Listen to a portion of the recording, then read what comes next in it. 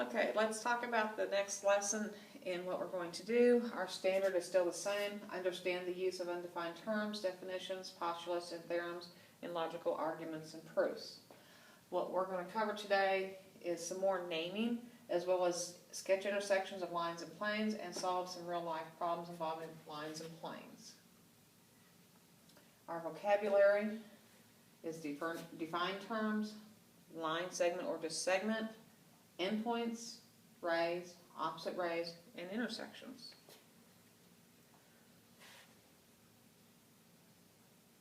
Using defined terms. In geometry, terms that can be described using known words such as point or line are called defined terms. In the last lesson they were called undefined. They are now called defined. Core concept are terms segment and ray. The definitions, what we're going to talk about, uses the line AB. It's written line AB or AB with the line with the arrow over it. Okay? Segment. The line segment AB or segment, they're interchangeable. You can use either word. Written as AB with a line with no arrows because we start and stop. It consists of the endpoints, A and B, and all points on line AB that are between A and B. Note that AB line segment can also be named line segment BA. Here it doesn't matter which one comes first, just like with the line, because it starts and stops at the same place.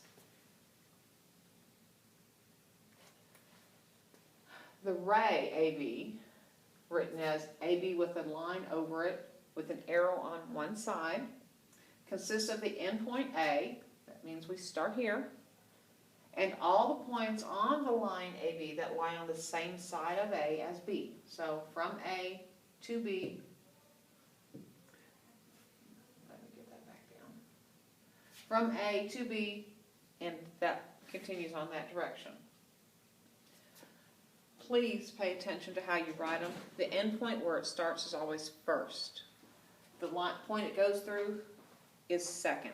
So ray AB and ray BA are two different rays. This starts here, goes through here, and keeps going. I don't want that right now. I don't even know what that is. And BA goes that way. Alright? So opposite rays. The definition is what we call a conditional statement. That means it's a if-then. So if this happens, then this happens. We'll talk about that in another chapter, so don't worry about it right now. So if point C lies on line AB between A and B, okay, right now, you got a line AB, C is somewhere in between, in the middle of them. Then ray CA, let me see, then ray CA and ray CB are opposite rays. C is the endpoint for both of those rays, and it goes in opposite directions. It goes one through A, one through B, and keeps going, which is the whole line AB. It's just that C is between the two. Don't worry about it. Just make sure the first letter where it starts comes first. The second letter is a point on that side of the line that it continues through. And it matters, it really matters, the order here. All right. We want to talk about naming segments, rays, and opposite rays. Give another name for GH. Again, if you look at it, GH is from here to here. And it's the points from G to H only. I cannot name that GJ because GJ leaves out all these points from J to H. The only way to rename that is to name that HG with the line segment over it. That's the only way you can name that, to rename it. Name all rays. Look at the words. All rays that have J as an endpoint. So start with J. It's the first letter. J to G. With your line, it starts here, so no arrow. It goes through G and keeps going, arrow. So JF, JH and JE. Those are all the rays that start with, that have J as an endpoint.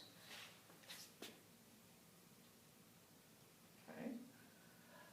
Sketching intersections.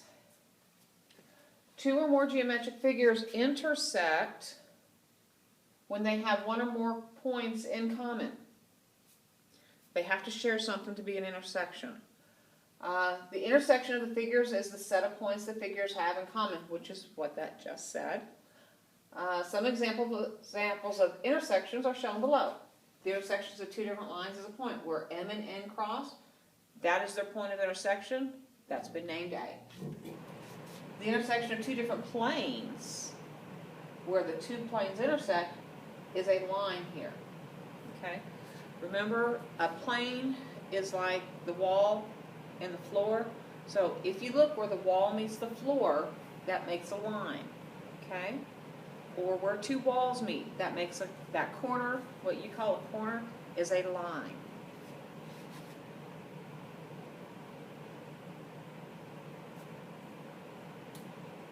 So now let's draw.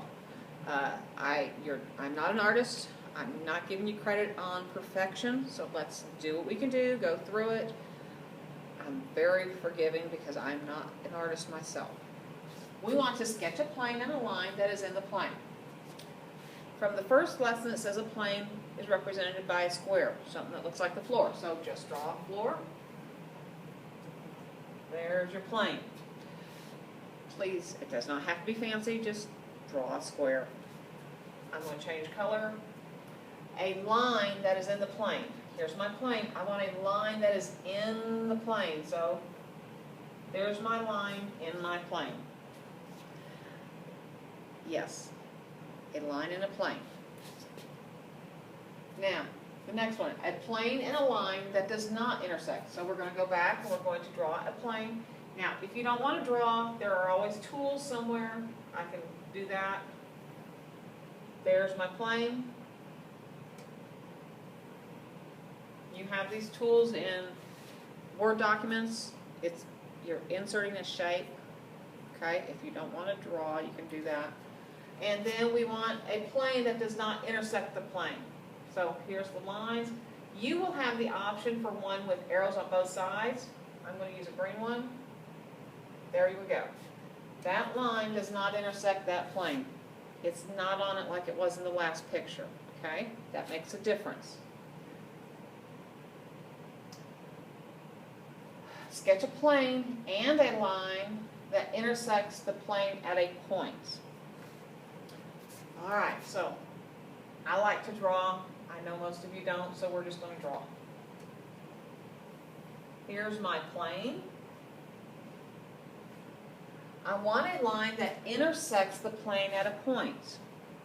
Okay? So what we do is we take our point, we draw our line. Now that shows it coming out if you can visually see that. To draw it so it looks like it goes through it is now from the dot, we draw a dotted line to the edge of the shape. That shows it goes behind it. Dotted lines means it's there but you don't see it. And then you continue on. And this is the dot, the point, where it goes through the plane. It's like taking a pencil and sticking it through a piece of paper. All you see is, if you do it right, you can see the pencil on top, nothing but paper, and then the pencil sticking out the back side. This is what's behind it that you don't normally see. And we need two planes that intersect. Okay? I didn't get that written up here for some reason.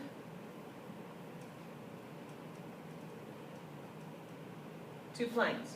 All right, so what we do is we draw the two planes. To draw two planes that intersect, if you'll draw two lines, okay, draw a V.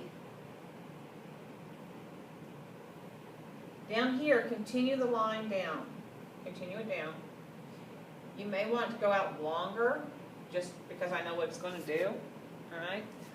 If you'll connect these points right here with a solid line. Now, the rest of it needs to be some dotted lines in here, because we need from here to here, okay? So we're going to draw a dotted line. Whoops.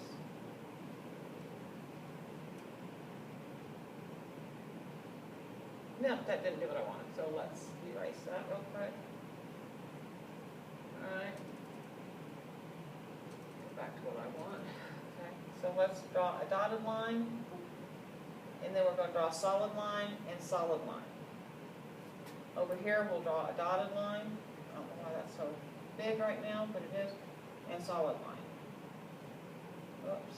Okay. There we go. Now, that should be a solid. If you can see it, let's trace one. Right here is one plane. Okay. Right here is another plane. Yes. We're not going to make fun of my drawing, because that's how I draw. You can see where they cross right here. So one goes behind it, one goes in front of it. Open a book and see what you get. This is how we draw them, okay? Real life. You got the plane, okay? This is a plane on a plane. You got two lines that intersect at a point. It's a corner. There's lots of things that you have around the house. Look and see what you can find.